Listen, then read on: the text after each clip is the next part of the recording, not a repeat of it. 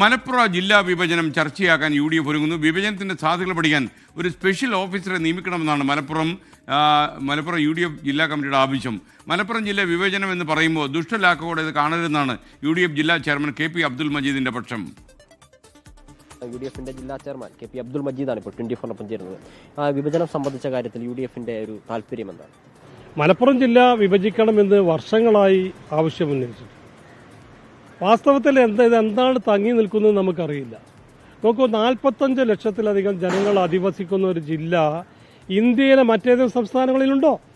കേരളത്തിലുണ്ടോ? ഈ 45 ലക്ഷത്തിലെ ആളുകൾക്കും വികസനം മുരടിപ്പ് നേരിട്ടുകൊണ്ടിരിക്കുകയല്ലേ?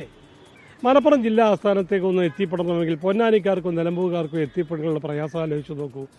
ഇപ്പോൾ ഇത് വിഭജിച്ചാൽ രണ്ട് കളക്ടറേറ്റുകളുണ്ടാവും, 2 സിവിൽ സ്റ്റേഷനുകളുണ്ടാവും, 2 ജില്ലാ ആശുപത്രികളുണ്ടാവും, 2 ജില്ലാ കോടതികളുണ്ടാവും.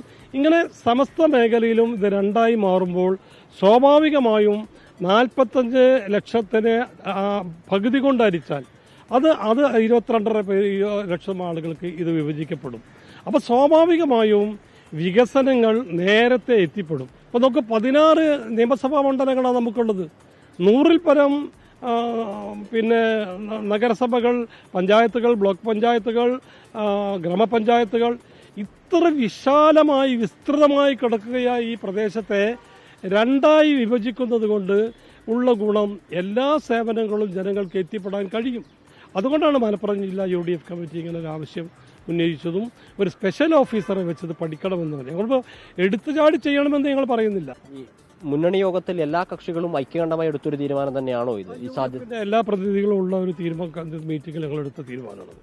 മറ്റൊന്ന്, നേരത്തെ തന്നെ ഇത്തരത്തിലുള്ള ചർച്ചകൾ ഉയർന്നു വന്ന സമയത്ത് ഒരുപാട് എറണാകുളം ആയാലും കൊല്ലം, തിരുവനന്തപുരം ജില്ലകളൊക്കെ വിഭജിക്കണമെന്ന് പറഞ്ഞ ചർച്ചകളുണ്ടായിരുന്നു. പക്ഷെ അതിന് വിഭിന്നമായി മലപ്പുറം ജില്ല വിഭജിക്കണമെന്ന് പറയുമ്പോൾ ചർച്ച മുന്നോട്ടേക്ക് വരുന്ന സമയത്ത് അതിനെ പിന്നോട്ടടിക്കുന്ന അല്ലെങ്കിൽ അതിനെ വേറെ വഴിതിരിച്ചുവിടുന്ന ഒരു സംഭവങ്ങളൊക്കെ ഉണ്ടായിട്ടുണ്ട്. അതുകൊണ്ടായിരിക്കുമോ മറ്റാളുകളൊക്കെ ഇതിൽ സക്രിയമായി മുന്നോട്ടേക്ക് വരാത്തത്? ഒരുപക്ഷെ അതായിരിക്കാം. എല്ലാം നമ്മൾ ദുഷ്ടലാക്കളോട് കാണലും മഞ്ഞ കണ്ണാടി വെച്ച് കാണുന്നത് അർത്ഥമില്ല. നമ്മുടെ യാഥാർത്ഥ്യങ്ങൾ മുന്നിൽ കാണുക. നമ്മുടെ ലക്ഷ്യം എന്താ? ജനങ്ങൾക്ക് വികസനം എത്തിക്കുക. ഏത് സംഘടന ആദ്യം ആവശ്യപ്പെട്ടു, അവസാനം ആവശ്യപ്പെട്ടു എന്നൊന്നും അതൊരു പ്രശ്നമല്ല. ഇവിടെ പ്രാവർത്തികമായി ഇത് നടപ്പിലാക്കുക എന്നുള്ളതാണ്. സംഘടനകൾക്ക് എല്ലാവർക്കും ആവശ്യപ്പെടാം. അതുകൊണ്ട് ഇന്ന സംഘടന ആവശ്യപ്പെട്ടത് കൊണ്ട് അത് വേണ്ട എന്ന് പറയുന്നതിൽ യാതൊരു അർത്ഥവുമില്ല.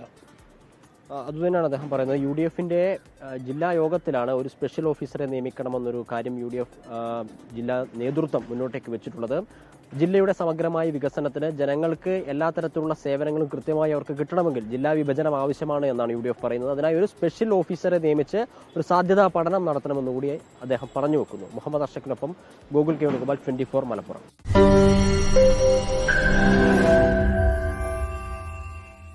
ലോകത്തെവിടെയായാലും ഏത് സമയത്തും 24 വാർത്തകളും ഓഗ്മെന്റഡ് റിയാലിറ്റി പാക്കേജുകളും എക്സ്പ്ലെയിനറുകളും വിശദമായി കാണാൻ ഞങ്ങളുടെ YouTube ചാനൽ നിങ്ങൾക്ക് സബ്സ്ക്രൈബ് ചെയ്യാം.